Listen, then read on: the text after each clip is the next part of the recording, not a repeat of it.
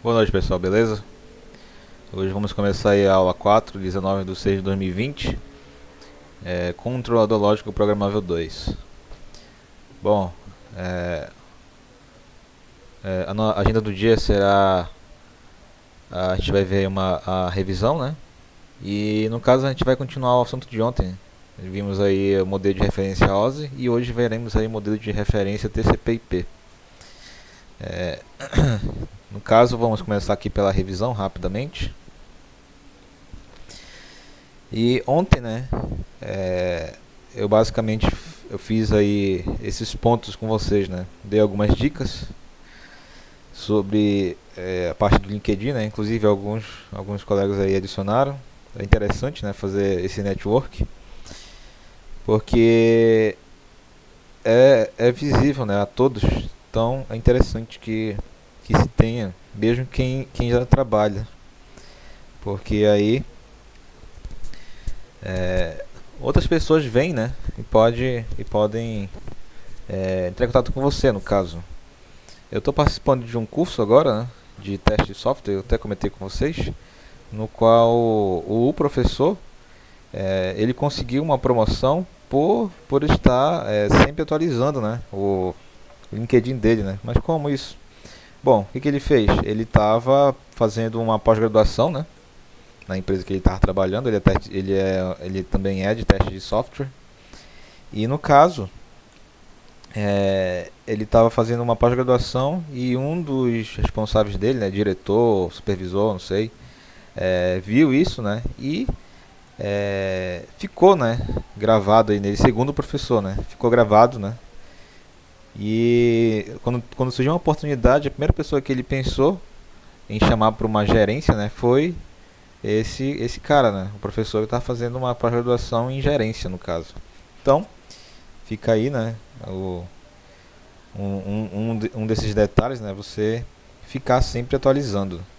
No meu caso, quando eu estava no mestrado, né, o professor sempre falava, atualiza tudo que tiver, atualiza a rede social, Facebook, se tiver Instagram, eh, faz aí a atualização, o, o Lattes, né, currículo Lattes, que é para pesquisadores, professores, né, a gente tem que atualizar direto também, porque é um meio, é o seu portfólio, né, na rede social, e tudo hoje está direcionado aí na parte virtual, né, em rede.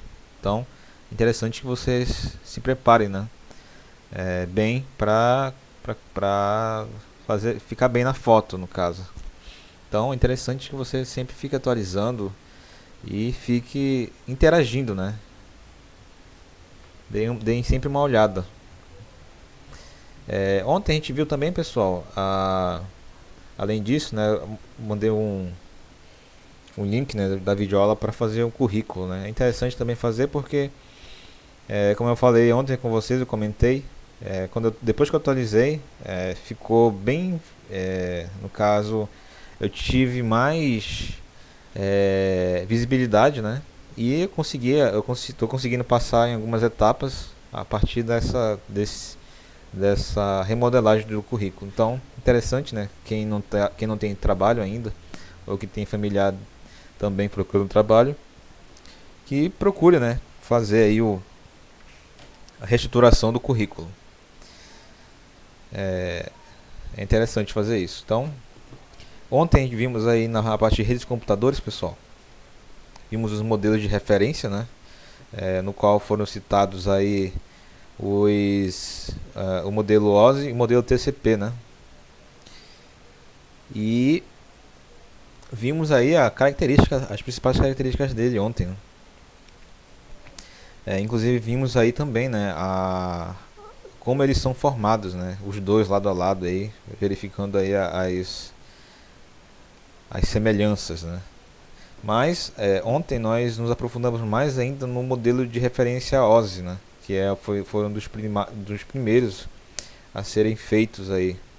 E nele são eles são baseados em protocolos, né, que foram desenvolvidos pela ISO, né, que é uma organização de padronização e que todos seguem. Ontem também apresentei para vocês como é, né, esse modelo de referência, né, como é essa arquitetura. E essa arquitetura ela é formada aí basicamente por 7 camadas, né? Nós vimos aí elas passo a passo ontem. Eu expliquei para vocês cada camada dessa, né? E é interessante, né, que vocês saibam, porque além de ser uma obrigação, né, você saber, para poder nós continuarmos aqui com nossa disciplina, eu comentei também que isso também cai muito, consta muito em prova, né? Concurso ou então prova aí de talvez de processo seletivo, né? Então é interessante que vocês saibam isso bem e fique bem enraizado aí. Então vimos aí as 7 camadas, né? Como eu falei, passo a passo. Cada uma é responsável por uma função, né? Cada uma tem aí uma responsabilidade e basicamente vimos que essas camadas elas não são padrão, né, no caso, para tudo, mas elas são, a gente deve se guiar por elas porque elas dão dicas, né, elas são a base de tudo. E até vimos aí que elas não podem ser muito divididas, né, em camadas, porque, por exemplo, pode ter mais camadas ou então pode ter menos camadas, e cai naquela situação, né, de que não pode ser de menos para ter muita função em uma camada só e não pode ser muito para não ficar muito complexo, né? Então é interessante que seja bem dosado isso, né? E hoje nós veremos, pessoal, aí o segundo modelo, né? Modelo de referência TCP/IP. Não sei se vocês já viram, né? Perceberam, mas esses protocolos eles estão bem, eles são bem usados hoje em dia, né? Se você verificar aí o seu computador, né, ou talvez no seu celular, tem aí essas algumas informações sobre esse protocolo. Inclusive o IP é uma delas, né? Cada máquina tem um IP, é tipo uma identidade. Então, aí vocês tiram que e isso é bem antigo no caso. E aí hoje a gente vai ver mais aprofundado aí, um pouco mais em detalhe, esse modelo de referência, né? Hoje eu vou tentar fazer a aula um pouco mais rápida, né? Para não encher também muito de conteúdo. E no caso, na semana que vem a gente vai começar já vendo aí algumas características de arquitetura, né? Por exemplo, de esteira, de estrela, alguns conceitos de hub, switch, enfim, componentes básicos aí que nós precisamos ter conhecimento, né? Na parte de rede de computadores para poder nós conseguimos avançar e entender aí os próximos conteúdos que já são aí dentro de CLP, né? Que são os protocolos lá que os CLPs utilizam, beleza? Então, vamos começar aí com o modelo TCP, né? IP, que no caso ele surgiu lá atrás, pessoal, com a ARPANET, né? A ARPANET era uma rede de pesquisa patrocinada pelo Departamento de Defesa dos Estados Unidos, né? E basicamente ela foi criada aí lá por volta de 1980, né? Mas e o principal objetivo dela era preocupação com as informações e com a guerra, né? No caso eles estavam em Guerra Fria aí com a União Soviética, então eles precisavam sempre estar em contato e tinha que ser um contato rápido e eles tinham preocupação de serem bombardeados, né, e perder informações. Então eles foram um dos primeiros aí, os Estados Unidos, né, a ter essa rede interligada, tipo uma internet, mas no caso era uma rede do exército, né. Aí depois aí, né, temos aqui que no primeiro momento, né, foi essa rede de pesquisa patrocinada pela parte do exército dos Estados Unidos. Depois, centenas de universidades e repartições públicas foram conectadas usando linhas telefônicas dedicadas, que no caso semelhante aí que nós tivemos aí logo no início, né, aqui no Brasil. Quando foram criadas as redes de rádio e satélite, começaram a surgir problemas com os protocolos existentes, né? Era muita coisa junto ao mesmo tempo. E aí forçou a criação de uma nova arquitetura de referência. E aí, pessoal, assim foi a habilidade para conectar várias redes de maneira uniforme, foi um dos principais objetivos de projeto desde o início. E aí essa arquitetura foi conhecida como modelo de referência TCP/IP.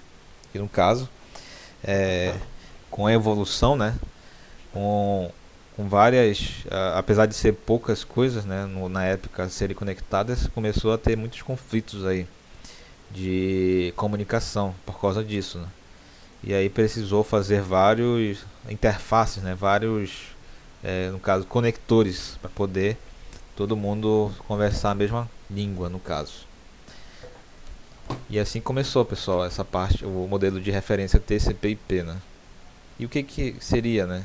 Aqui temos a ARPANET, né? E vimos aí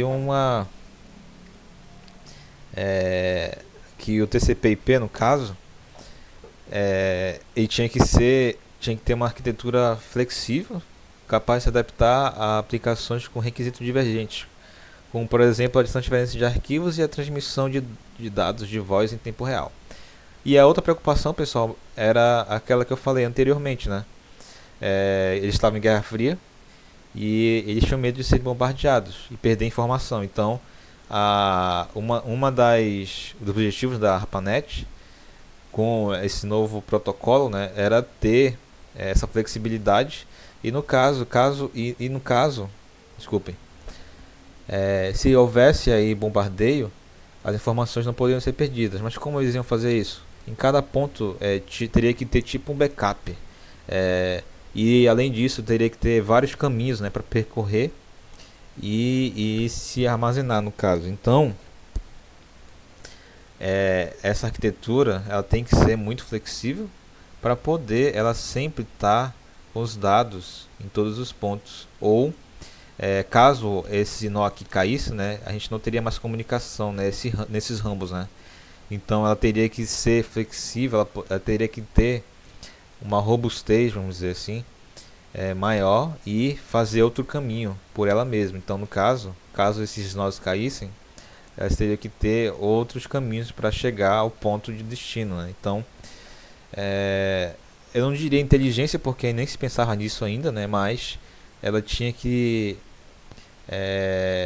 ter várias rotas aí. Então isso era programado aí em arquitetura, em software de rede, para poder eles conseguirem fazer essa comunicação aí com todo o país na época. Então a ARPANET foi uma das primeiras internets aí do mundo, né? E quem fez foi os Estados Unidos. Logicamente com a preocupação militar, né? Sempre quem comanda e quem puxa, né, vamos dizer assim, quem alavanca a tecnologia são sempre necessidades militares, né? Você vê aí os Estados Unidos todo tempo na ponta, né? Porque eles sempre participaram de guerra, eles sempre precisam estar na frente de alguma forma. E depois algumas coisas são liberadas aí para a parte civil e também há no caso, uma contribuição, né, de tudo isso. Vocês podem ver aí os outros países também, né? Ali da Europa, a Alemanha, da Ásia ali tem o Japão, a Coreia do Sul, que são países de ponta em tecnologia, necessidades, né? Foram necessidades e, no caso, no Japão e Coreia do Sul, foi uma necessidade eles terem que se recuperar, né? De guerras, de várias outras coisas também, né? Mas eu acho que principalmente foi de guerra. E o que eles fizeram foi basicamente estudar. Eles investiram tudo na parte de educação e são países de primeiro mundo e sempre na ponta, né? Então, continuando aqui, né? A gente vai agora começar a detalhar um pouco mais as camadas do modelo de referência TCP/IP, né? E uma das primeiras camadas é a camada interredes, né? Que define um formato de pacote oficial de um protocolo chamado IP, que é o Internet Protocol. E a tarefa da camada interredes é entregar pacotes IP, que é do Internet Protocol, onde eles são necessários. O roteamento de pacotes é uma questão de grande importância nessa camada, assim como a necessidade de evitar congestionamento, que foi aquilo, pessoal, que eu falei anteriormente. Ele tem que ser flexível, né? E achar outros caminhos para chegar ao ponto de destino, né? Ou por causa de congestionamentos, ou no caso de algum equipamento, né, queimar ou ser bombardeado, destruído. Então, beleza? E aqui nós temos a camada OSI, né? E o TCP/IP. Verifique que são diferentes, né? Como eu falei, os projetistas aí, eles têm que seguir alguns padrões para fazer, né? E como eu falei, não pode ser muito nem pouco. Então, aqui temos, né, a função da camada interredes do TCP/IP é muito parecido com a camada de rede aqui do modelo OSI, né? E no caso, essa camada de interredes é da parte de internet com a network aqui, que é a rede. Beleza? Vou dar uma paradinha aqui para poder transmitir o vídeo.